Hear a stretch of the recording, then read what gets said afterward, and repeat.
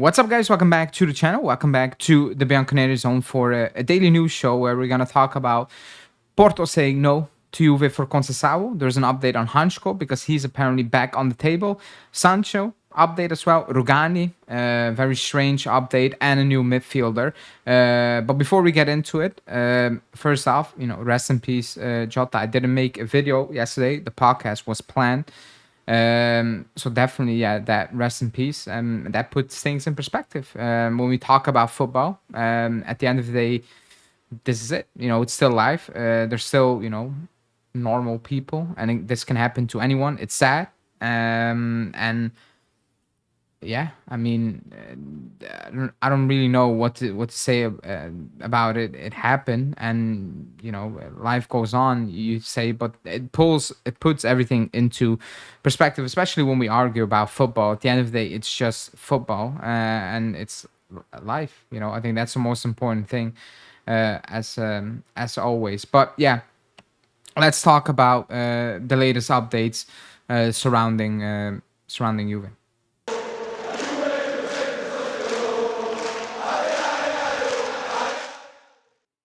Okay, let's start off with Conceição because it's a hot topic. It's a very weird topic.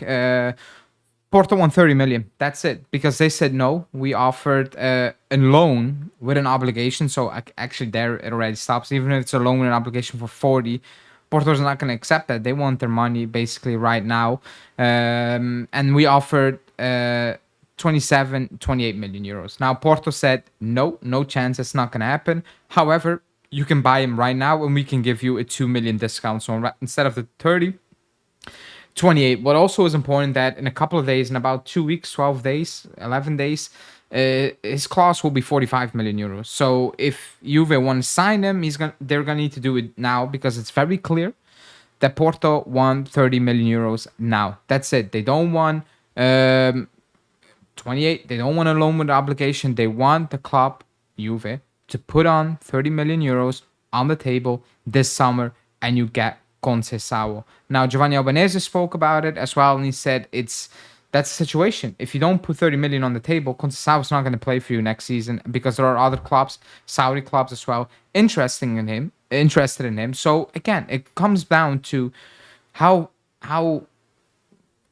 much does Tudor and the club want to keep Conceição? Because you're going to need to make a decision right now, because if you don't sign Conceição, whoever's lined up next, you're going to need to wrap it up ASAP. That's it. So the situation is very clear. Porto made it very clear to Juve. You pay the money or there's no deal.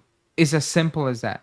Or we'll find another option out there. I know Romeo said that the wages will be around 44 million euros, and that's probably a bit too much for the club, considering how they feel about Conceição and his impact on the club, basically. So Porto said no. Is it over? No, but it looks like it's becoming more and more difficult with every single minute passing and day passing that Conceição is going to stay at the club. So you let me know in the comments what we should be doing at this point, because again, in the 15th of July, the clause is gone, and you're going to need to pay 45 million euros. So we have about less than 2 weeks to figure it out.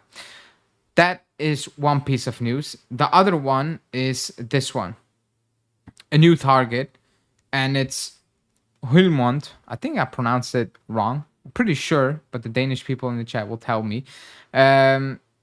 Juve are looking at him. It's been confirmed. He played for Lecce. We could have signed him for around 70 million euro. We were in for him, but we never pounced on him. And now we're looking at him, even though it feels very impossible, because Sporting do not want to sell.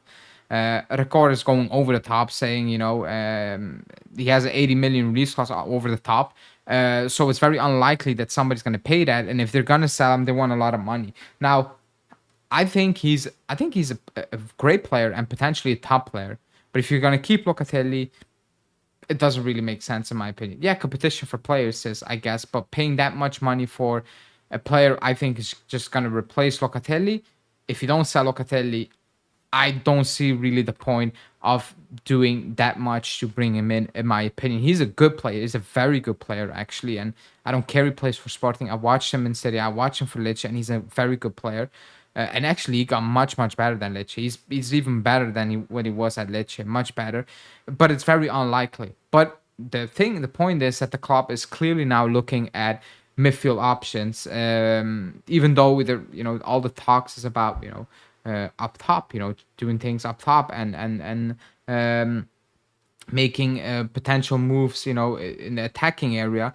Now it's been confirmed that we are looking at midfielders. Who it's going to be, it's not really certain, but Hulmand is one of the options, but it's very, very difficult. Now, a breaking news story is about Hanchko because Di Marzio brought it up. I want to talk about the defenders really quickly before I move to Sancho. He spoke about Hanchko saying that he could be back on the table. Now, we are recycling Giuntoli's list, and that's not a good sign, in my opinion. No matter which player it is, it's just weird that we're just recycling the list from Giuntoli. I think Hancho is a good player. I don't think he's an amazing player. I don't think he's a top player or potentially a top player. I don't see that. The story is basically that Komoli likes him because he was following him when he was at Fenerbahce. However, Saudi clubs are in for him. Al Nassr is in for him. And the club doesn't really is hasty. They're not really pushing for a defender right now, according to Di Marzio, because they first need to sell defender. So it's not that they're pushing for Hanchko. They're just waiting for the situation. If there's a possibility, they might do it, they might not. So right now, it feels like that's not really a target. Now, talking about defenders, Alfredo Pedula came out and said Rugani's idea and his intention is to stay at the club. Right now, he has an offer from Sassuolo, but he's not taking that into consideration. So for right now, he's not on the market. And that's a worry, in my opinion. We're going to keep all these defenders. We're going to sign nobody right now. That cannot be the case, man. That cannot be the case.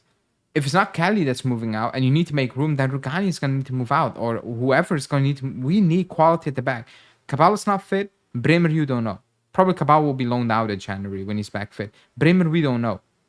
Gatti's probably going to stay. Cambiasso's up in the air. Alberto Costa's in the air. You're selling Timothy Weah. Rui is probably going to go. Savona, whatever. Like, we don't have real defenders at the club. And Rugani is a player you loaned out to Nice and Ajax and Cagliari. Like, what are we doing actually over here? I don't care that Rugani wants to stay.